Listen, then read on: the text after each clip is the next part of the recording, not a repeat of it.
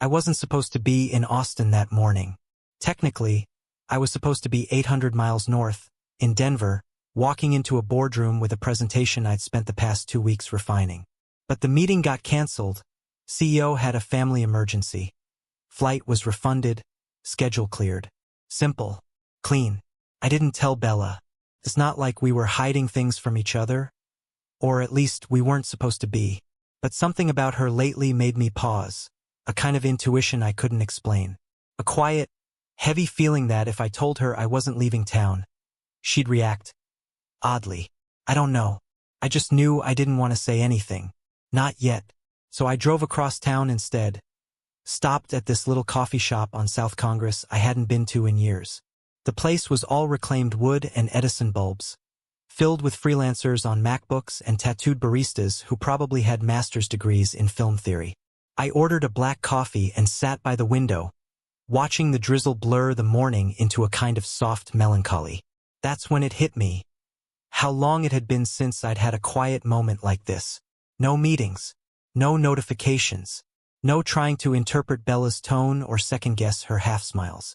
Just me, a ceramic mug, and the growing realization that I'd been avoiding the truth for longer than I wanted to admit. Things had changed. Bella used to kiss me on the forehead before I left for work. We used to have inside jokes, dumb ones about her obsession with oat milk or my inability to fold a fitted sheet. Now it felt like we were roommates passing each other in the hallway. Polite, distant, always distracted. Her phone, once left unlocked on the kitchen counter without a second thought, was now password protected. Always face down, always on silent. At first, I didn't think much of it. We were both busy. Life gets in the way. But then came the early morning runs. For sometimes 5 days a week. She'd be up before dawn, lacing up her sneakers while I was still half asleep. No warm goodbye, no mention of where she was going or how long she'd be gone. Just a door clicking shut and the sound of her car backing out of the driveway before sunrise. And then, of course, there was Jason. The first time I heard his name, it was casual background noise in a story about her coworker getting into hot yoga. Jason couldn't stop sweating. He brought a full-size beach towel like he was going to the coast. We laughed. I didn't think twice. But then his name kept popping up. In stories. In photos. On her Instagram feed, under pictures of smoothies and sunrise selfies, he dropped these emojis, fire, clapping hands, the kind of stuff you expect from a teenage boy, not a grown man. And Bella? She responded instantly. Always. You know it, fire, or haha. We survived. Like they had some shared experience I wasn't a part of. And that's what gnawed at me. Not just the messages or the likes, but the vibe. The way she seemed lit up. Not with me. With him. She smiled more in those photos than she did at our dinner table. And I was starting to feel like a ghost haunting the edges of her real life. I tried not to let it spiral. I really did. I told myself I was being paranoid, that people were allowed to have friends, that just because someone tags you in a post doesn't mean you're sleeping with them. But there was a shift, subtle but real. She started keeping her phone with her all the time. Even in the shower. Even during movies. She stopped asking me about my day. Stopped touching me unless I reached for her first. And even then, sometimes she flinched. First, I thought it was stress. Bella's always been intense about work. She's good at what she does, the kind of person who makes a to-do list on Sunday nights just so she can fall asleep. But the distance wasn't just professional, it was personal. Emotional. Physical. And for the first time in our marriage, I couldn't tell if she was coming home to me or just coming back to a place to sleep. I sat there, sipping my coffee, watching the steam swirl in the soft morning light, and wondered when it had started. When we went from teammates to this, strangers with shared bills and joint Spotify accounts. I didn't want to be the guy who jumped to conclusions. I wasn't checking her texts or installing apps on her phone. But something in my gut told me I needed to wake up.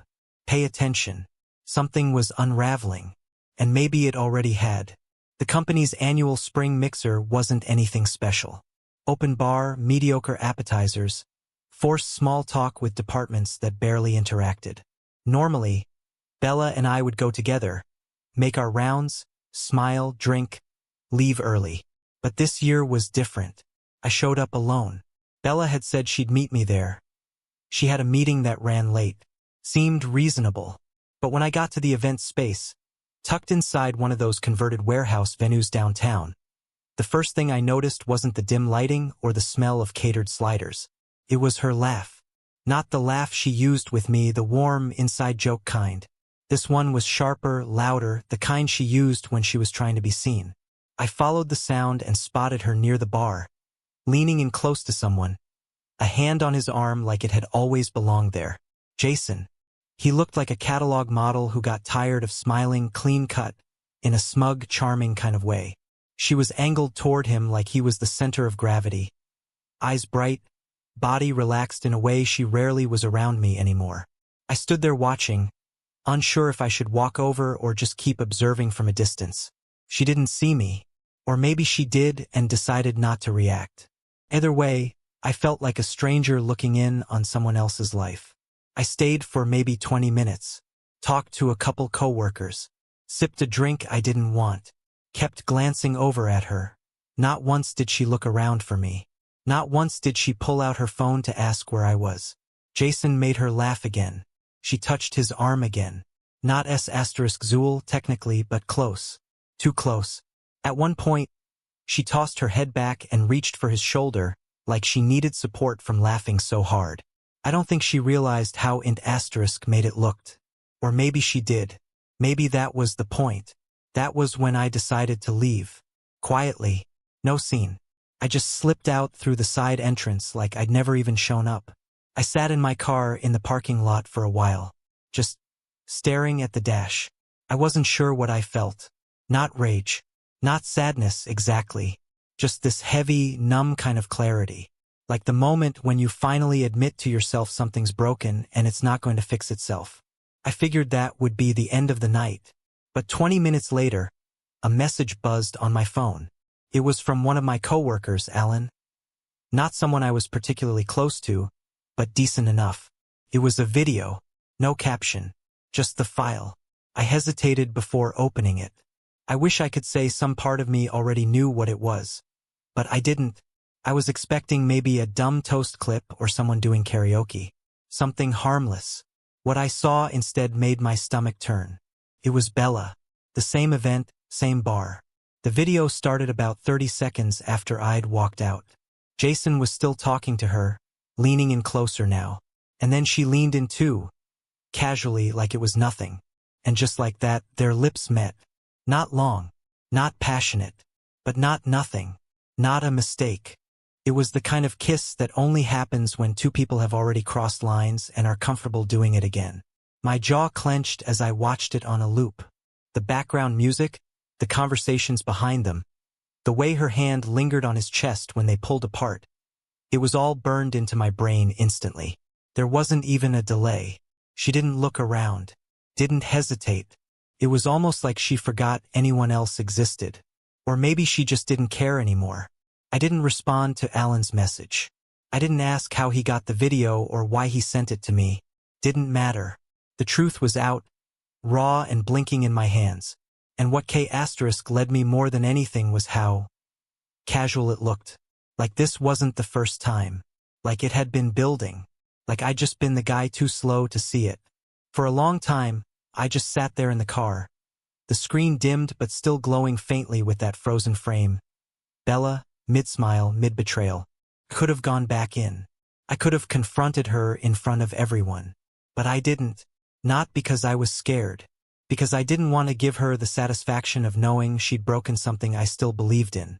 Instead, I drove home alone. And in that silence, I realized something I wasn't ready to face. It wasn't just the kiss. It was the confirmation. I wasn't crazy. I wasn't insecure. I'd been watching the fire creep across the floor, and now the whole room was burning. When I walked into the house that night, everything looked exactly the same. Shoes by the door. Mail on the counter. The faint smell of the lavender candle Bella always lit in the evening. Same scene, same setup, like nothing had changed. But everything had. I stood in the entryway for a moment, keys still in my hand, trying to ground myself. The door clicked shut behind me and the silence settled in like a fog. My chest felt tight, Not from panic, but from this unbearable, aching stillness. Like I'd stepped into a version of my life that had already ended and just hadn't realized it yet. Then I heard her voice. "Hey, babe." She sounded light, warm, like the Bella I used to know. It wasn't forced either. She was good at this, at being just affectionate enough to make you doubt your instincts. She walked into the room in leggings and an oversized t-shirt, hair pulled up in a loose bun, holding a mug of tea like she was hosting a Sunday morning cooking show. Her smile hit me first. It wasn't guilt. It wasn't regret. It was normal, like nothing happened, like we were okay, like she hadn't kissed another man barely an hour ago. "Sorry I was late," she said, placing the mug on the kitchen island. "The mixer went longer than I thought. Everyone was just hanging out. You should have stayed." It actually got kind of fun. That word, fun, made my stomach twist. I looked at her, really looked at her. Noticed the faint shimmer of lip gloss still clinging to her mouth. The way she moved around the kitchen, casual and soft, like she hadn't just rewritten our marriage with a single choice. I nodded, not trusting myself to speak yet. I didn't know what I'd say if I opened my mouth. Probably something too honest. Probably something that couldn't be taken back. "You okay?" she asked, tilting her head, reading my silence. I gave a small shrug. "Just tired." She smiled, that same perfect practice smile. "Yeah, I feel that." Then she leaned in and kissed my cheek. Just like that. No hesitation. No awareness. Just a wife saying goodnight to her husband like we were still us. Like we still made sense. I watched her disappear down the hallway and heard the bedroom door close behind her. I stayed standing in the kitchen, hands braced against the counter, staring at the mug she left behind. The warmth from it hadn't even faded yet. That's how fresh her lie was. That's how immediate the betrayal still felt. And I knew, in that moment, in the unbearable stillness of our quiet, curated home, I knew I was the only one still trying. Bella had already left. Not physically, not yet. But emotionally, mentally, she was gone. Her smile had moved on. Her heart was in someone else's hands. And I'd been standing here like a fool, trying to protect something that didn't even exist anymore. The truth wasn't loud. It didn't come with fireworks or slamming doors. Came with silence. Came with routine. It came with a kiss on the cheek from the woman who had just given her real kiss to someone else. I went upstairs an hour later, slowly, like I was entering a stranger's house. She was already asleep, or pretending to be, curled on her side, breathing slow and even. I stared at her for a long time, just watching the rise and fall of her back. I didn't wake her, didn't ask questions she'd only lie about. I just slid into bed beside her as I'd done for years. But I stayed on my side. Eyes open, heart shut. The space between us was only a few inches, but it felt like a canyon. I didn't plan to go digging. Honestly, I still wanted to believe I was wrong. That the video was a one-time lapse, a drunk mistake, a dumb decision that didn't mean anything, even though deep down I knew better. But when you love someone long enough, your brain learns how to build walls around the truth.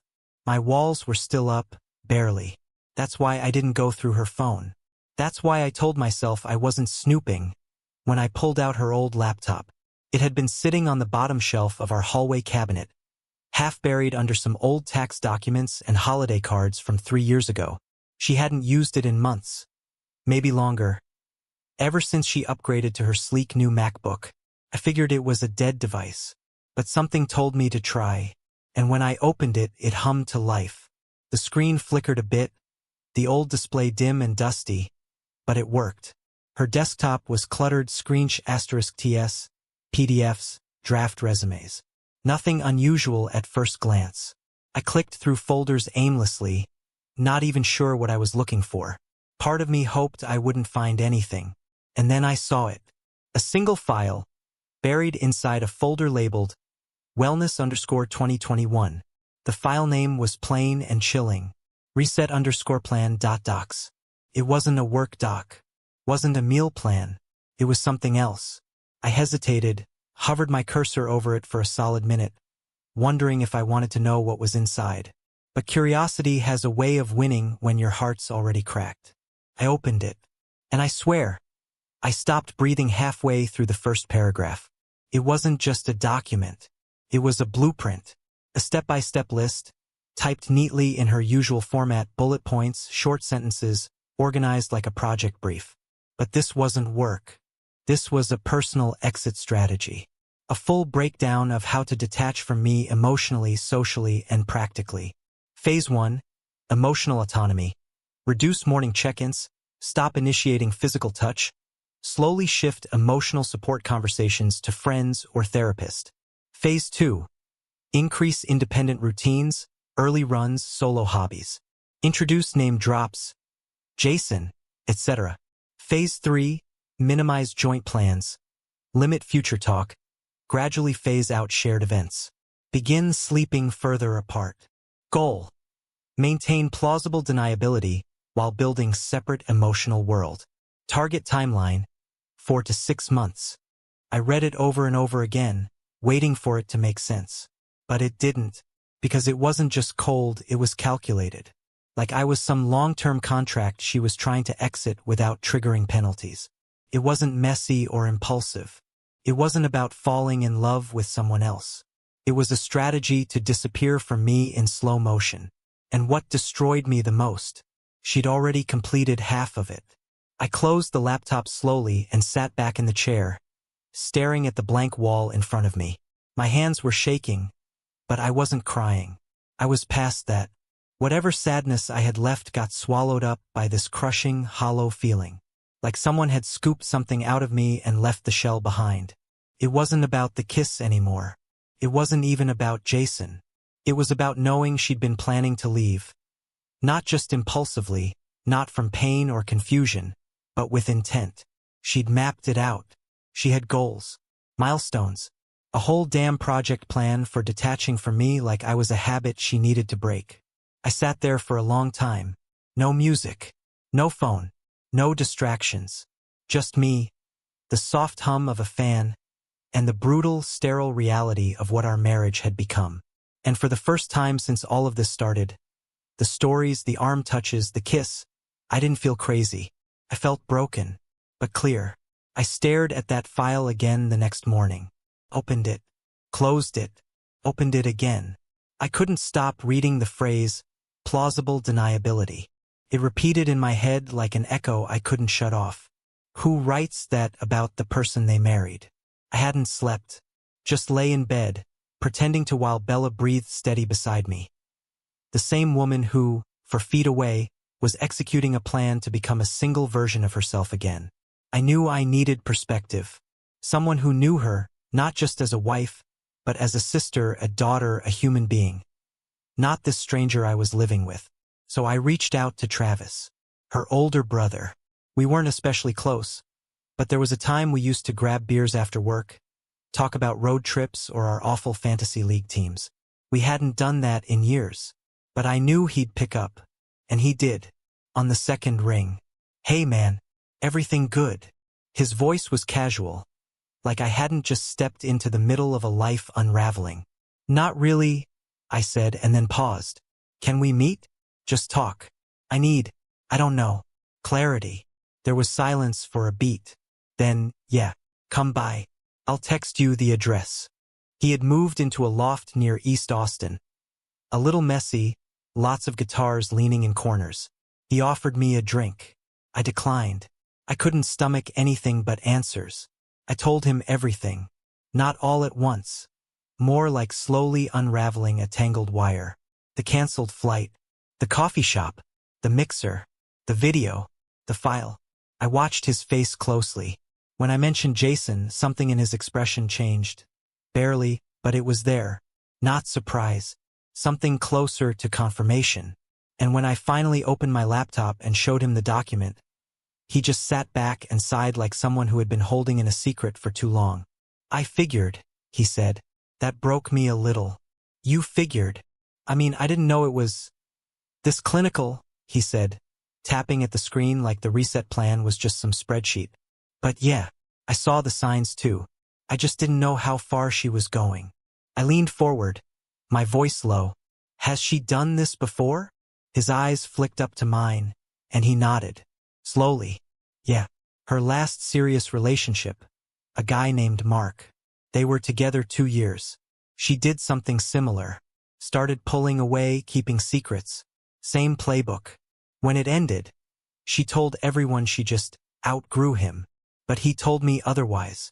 Said she made him feel invisible for 6 months before she finally left. I sank back into the couch. My stomach turned. She's good at stories, he added. Good at making it sound like the other person just couldn't keep up with her growth. You're not the first guy she's rewritten. Something inside me clicked. Not rage. Not vengeance. Resolve. I went home and opened my notes app. Started compiling everything. The messages. The tags. The timing of her runs. Her shift in tone. The file. The kiss. I made a folder. Then I emailed it. Not to Bella. To her parents. To her 2 closest friends. Her cousin who always tagged her in throwback beach photos. The people who would believe her by default, who would have taken her side without hesitation. No subject line. Just a message that read, I thought you should know who she's become. And who I've been trying to hold on to. I didn't expect a response. I didn't need one. I just wanted the air to clear. No more pretending. No more we just grew apart narratives. No more rewrites. Just the truth. Let it speak for itself. For the first 2 days, nothing happened. No messages. No calls. No slammed doors or stormy confrontations. Bella just kept gliding through the house like everything was fine. Like I hadn't sent her secrets into orbit. She even made pancakes. Pancakes. Thought I'd surprise you, she said on Wednesday morning, flipping them with this breezy confidence like we were in some weekend brunch montage.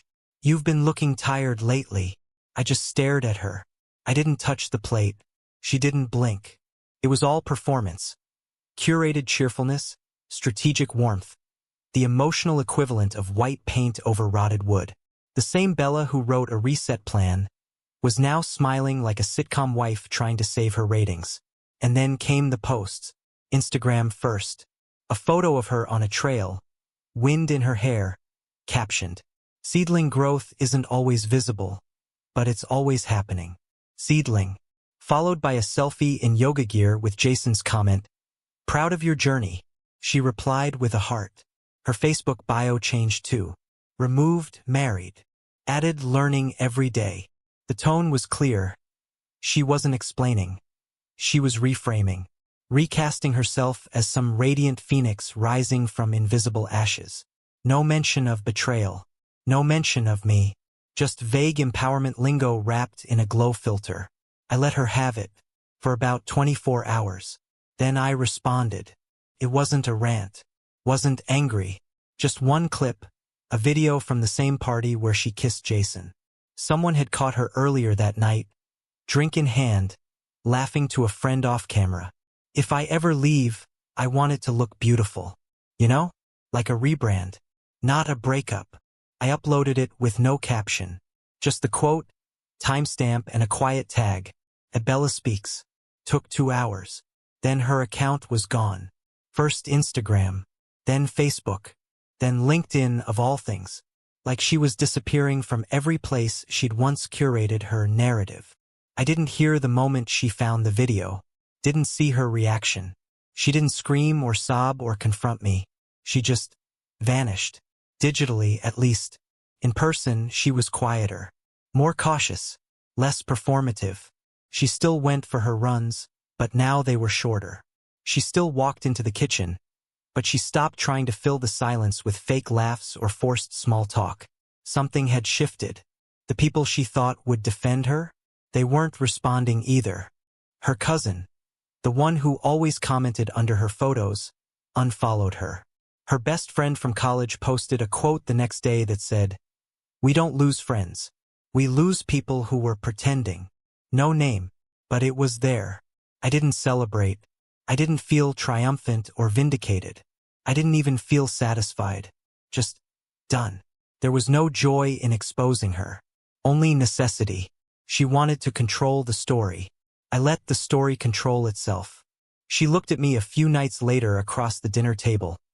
empty plates between us, and said, "People are talking." I didn't look up. Good. You don't think this went too far? I raised my eyes, steady. You kissed someone else. You wrote a plan to leave me without telling me. I showed people what you already put in motion. She nodded slowly, like she was trying to find the angle, trying to figure out if she should pivot to anger or remorse. But she didn't say another word. And I didn't offer one. We just sat there, the last few embers of a marriage flickering out over cold leftovers. Mediation felt like a stage. Bella showed up in a crisp white blazer, hair styled, voice steady. She talked about new values, personal growth, and how we'd simply evolved apart. I said nothing for the first 20 minutes. Then, when they asked if I had a response, I looked at her and said, "She didn't leave me. She rewrote me like a bad paragraph." The room went quiet. She blinked but didn't flinch. She didn't need to. She'd already rehearsed her lines. I didn't need mine.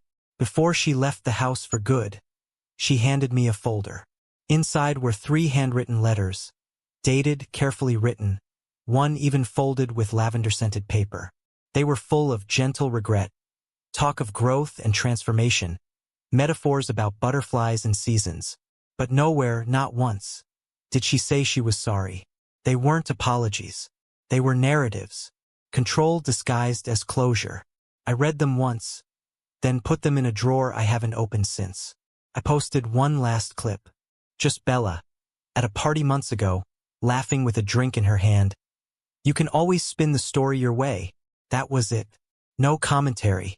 After that, the silence started. Slowly, her name vanished, from campaigns, podcast credits, team bios. Even photos were quietly replaced. Nobody called it canceling. It was just absence. I didn't feel proud, just numb. She built her